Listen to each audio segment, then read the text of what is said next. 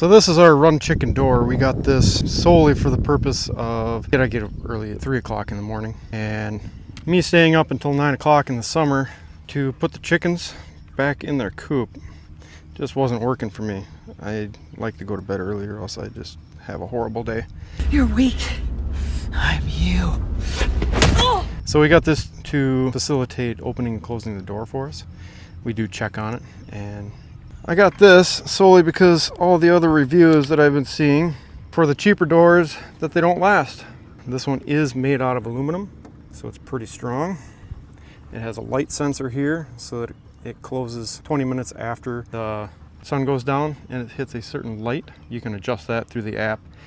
I just left it at the defaults that it came at. It has a button on the bottom side here, right here. You press on it and it goes up, and then you can press on it, it goes down again. And it does have a sensor to where if something gets trapped, it goes up, and then after a given amount of time, it will try to go back down. Right there, didn't even have to press the button. If the chicken gets caught in there once, he's not going to get caught in there twice. What?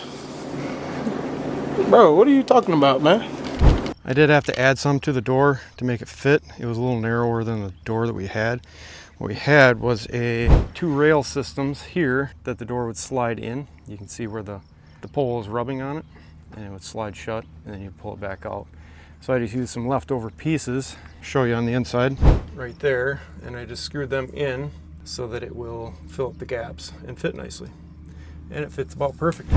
I will have to say that if you have something above it, if your run comes up to here, it will hit. Mine just barely clears the run and comes up and just barely clears right here.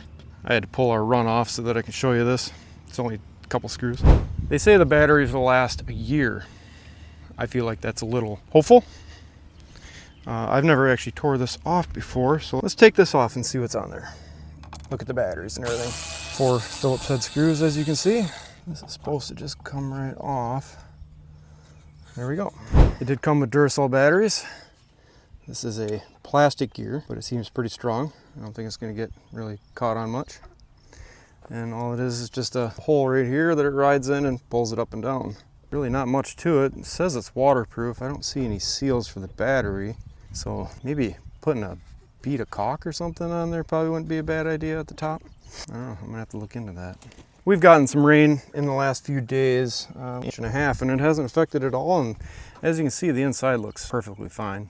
No signs of water or anything like that. So put this back on. Try not to over tighten them. The installation was really easy. It only comes with 6 screws right here. 1, 2, 3, 4, 5, 6, 3 on the other side. They actually say to leave 30 seconds to not tighten it. I got my fingernail in between every one of these, because what can happen is you can pinch right here and it will prevent the door from going up and down. So you want to make sure that you leave a fingernail gap underneath every single one of them. It says do not use power tools.